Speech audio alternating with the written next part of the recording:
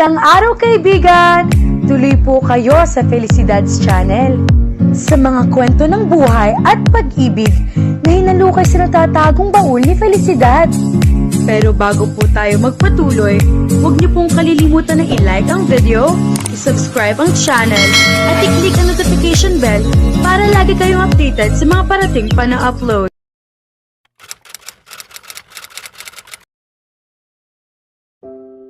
Iyan ay napakarami, Taz.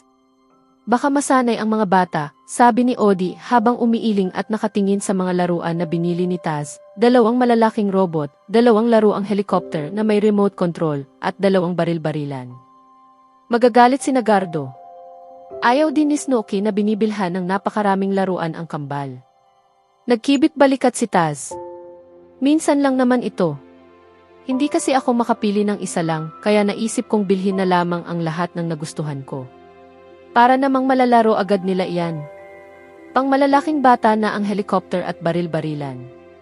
Baka matuto pa silang maging marahas, patuloy na reklamo ni Odie. Mabuti na lamang at hindi mo agad ipinakita sa kanila ang mga iyan. Gusto ko sana silang sorpresahin bukas. Isa pa, oras na ng pagtulog nila, kaya hindi ko na inilabas ang mga laruan upang hindi na nila malaro ngayong gabi. Huwag mo nang ulitin ito, Taz. Sa susunod, kung ano lamang ang ipabibili sa iyo, iyon na lamang ang bilhin mo. Lalong lumawak ang ngiti ni Taz. Napakaganda ni Odie kapag pinapagalitan siya.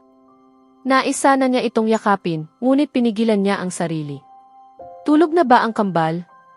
Oo, nabusog sila sa napakaraming pagkaing pasalubong na dinala mo, natatawang sagot ni Odie. Ikaw naman? Nabusog ka ba sa lasag na mo? Oo naman. Maraming salamat, sagot ni Odie habang binabasa ang resibo na ibinigay ni Taz mula sa mga pinamili nila kanina. Pagkatapos ay inilabas nito ang kanyang pitaka. Kung balak mong bayaran ang mga ginastos ko ngayong araw, kalimutan mo na, agad na sabi ni Taz. Hindi ko rin tatanggapin ang ibabayad mo. Kumunot ang noo ni Odie. Bakit naman? Dahil hindi ko naman ipinababayad ang mga regalong ibinibigay ko sa inyo ng mga bata, paliwanag ni Taz. Kaya pakiusap, Odie. Mahihiya ako kung ipipilit mo pa. Napabuntong hininga si Odie at ibinalik ang pera sa kanyang pitaka. Talaga namang kakaiba ang pagmamataas ng mga lalaki, sabi nito nang may bahagyang biro. Ngumiti si Taz na tila nagtagumpay. Pagkatapos ay kumuha siya ng mga bote ng serbesa mula sa refrigerator na inilagay niya roon kanina habang sila ay naghahapunan. Binuksan niya ang isang bote at iniabot iyon kay Odie. Serbesa. Salamat, Taz. Dinala ni Taz si Odie sa balkonahe ng kanyang silid. Umupo lamang sila sa sahig habang nakasandal sa rehas. Maganda ang pwestong iyon, mahangin at presko, at natatanaw pa nila ang kambal na mahimbing na natutulog sa kama. Dumaan dito si Gardo kanina, basag ni Odie sa katahimikan. Talaga? Siguro ay namimiss na niya ang mga bata. Oo, nakipag-usap pa nga siya sa kanila sa pamamagitan ng video call upang makausap si Snooki. Nakita ko si Snooki. Mukhang napakahina niya. Alam kong maselan ang kanyang pagbubuntis, ngunit hindi ko inaasahang ganoon kalala ang epekto nito sa kanyang katawan, malungkot na kwento ni Odie. Kaya pala mukhang labis na nag-aalala ang kapatid ko. Ganoon talaga marahil. Hanggat hindi pa lubusang ligtas si Snooki at ang sanggol, hindi mapapanatag si Gardo.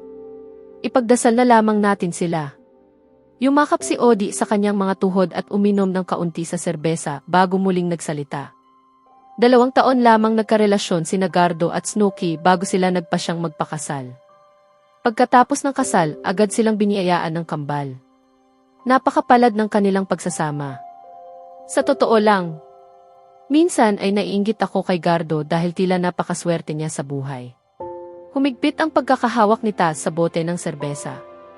Hindi niya kayang marinig ang lungkot sa tinig ni Odie, ngunit muli na naman niya itong naririnig ngayon.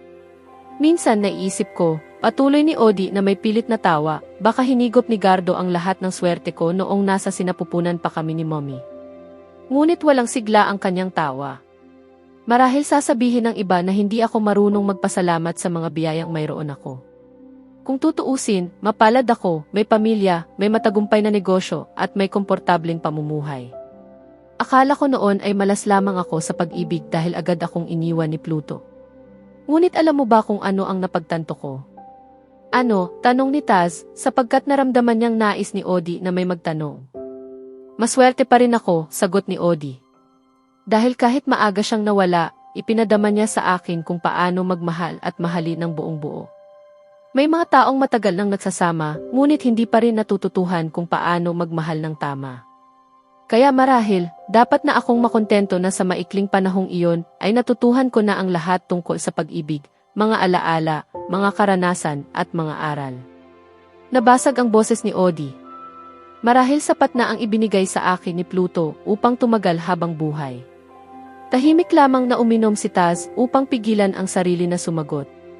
Itinago na lamang niya ang kanyang damdamin dahil alam niyang hindi pa ito ang tamang sandali upang ipagtapat ang laman ng kanyang puso.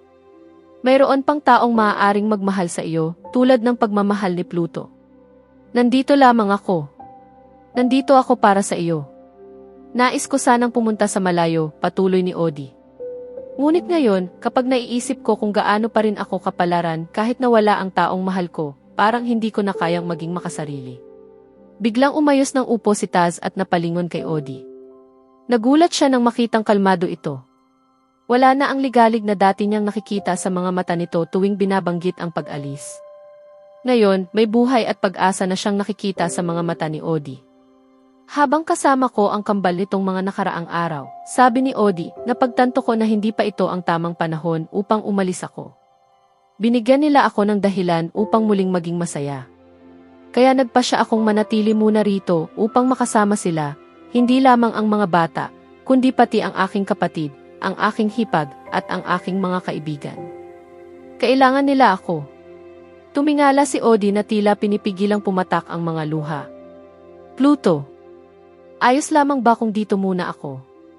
Maaari ba kitang pakiusapan na maghintay ka muna bago tayo muling magkita? Maaari ba akong magsimulang buing muli ang mundong gumuho nang mawala ka? Ayos lamang ba na piliin kong mabuhay muli kahit nangako akong sasamahan kita hanggang kamatayan?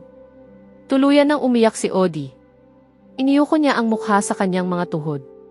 Nanginginig ang kanyang mga balikat at halos hindi na maunawaan ang mga sumunod niyang salita. Pluto. Kahit mabuo muli ang aking mundo, hinding-hindi kita makakalimutan. Miss na miss kita. Hindi mo alam kung gaano ko hinahangad na narito ka pa. Ngunit kailangan kong mabuhay. Nais kong mabuhay. Paumanhin. Paumanhin. Huwag kang humingi ng paumanhin dahil lamang nais mong mabuhay, Odi, mariing sabi ni Taz sa basag na tinig. Itigil mo na iyan. Kung nais mong mabuhay, mabuhay ka. Sigurado akong iyon din ang nais ni Pluto para sa iyo. Na ipagpatuloy mo ang iyong buhay at maging masaya. Sapagkat karapat dapat karoon. Unti-unting humina ang paghikbi ni Odi. Maya-maya ay isinandal niya ang kanyang ulo sa balikat ni Taz. Maraming salamat Taz, mahina niyang sabi. Salamat sa pananatili sa tabi ko sa mga panahong hindi ako nag-iisip ng maayos. Ako ang dapat magpasalamat sa iyo, Odi, halos pabulong na sagot ni Tasmania nang matiyak niyang mahimbing na ang tulog ng dalaga sa kanyang balikat. Hinintay talaga niyang makatulog si Odi matapos itong umiyak ng matagal. Hindi pa kasi siya handang marinig nito ang mga salitang nais niyang sabihin.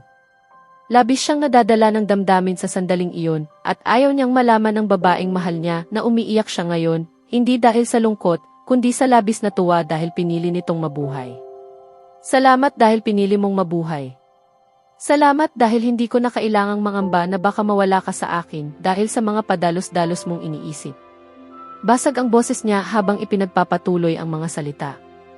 Itinaas niya ang isang braso upang takpan ang kanyang mga mata. Pakiramdam niya ay parang katawa-tawa na umiiyak siya ngayon, ngunit sa kabila nito ay gumagaan ang pakiramdam niya. Kung noon marahil, iisipin niyang nababawasan ang kanyang pagkalalaki kapag siya'y umiiyak. Ngunit ngayon, wala na siyang pakialam dahil para kay Odi naman ang lahat ng ito. Naramdaman ni Taz ang tuloy-tuloy na pagdaloy ng malamig na luha sa kanyang mga pisngi. Sa buong buhay niya, ngayon lamang yata siya nakahinga ng ganito kaluwag. Ngayon lamang siya nakapagpasalamat ng ganito sa lahat ng santong kanyang kilala.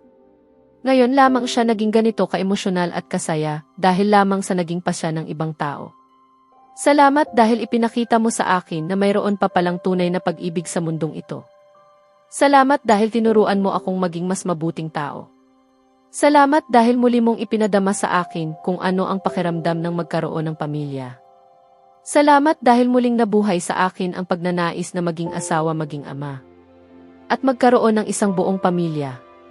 Naalala niya ang mga sama ng loob na matagal niyang itinago sa dibdib laban sa kanyang mga magulang.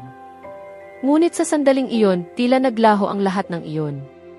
Sa halip ay nagpasalamat pa siya, dahil kahit na nawala sa kanya ang kanyang ama at ina, nakilala naman niya ang taong nagbigay sa kanya ng mga bagay na matagal na niyang nawala noong siya ay bata pa. Salamat dahil tinuruan mo akong magmahal. Salamat dahil ipinadama mo sa akin kung paano tunay na mabuhay. Salamat dahil hindi mo na ako iiwan. May mga salitang hindi maintindihan na namutawi sa labi ni Odie habang natutulog. Nang dumaan ang malamig na hangin, mas lalo itong sumiksik sa katawan ni Taz. Marahan niya itong inakbayan at hinila palapit sa kanyang dibdib. Pagkatapos ay marahang hinalikan niya ang sentido nito. Salamat sa pagtuturo sa akin ng lahat ng bagay na hindi ko alam tungkol sa pag-ibig at sa buhay, bulong ni Taz. Mahal kita, Odie. Sa susunod na kabanata, unti-unting mapapansin ni Odie ang lalong pagiging maalaga at malapit ni Taz sa kanya habang patuloy silang nagsasama sa pag-aalaga sa kambal. Kasabay nito, magsisimula ring magdulot ng bagong pag-asa at kalituhan sa puso ni Odie ang mga damdaming matagal na niyang pilit na itinatago. Kaya abangan natin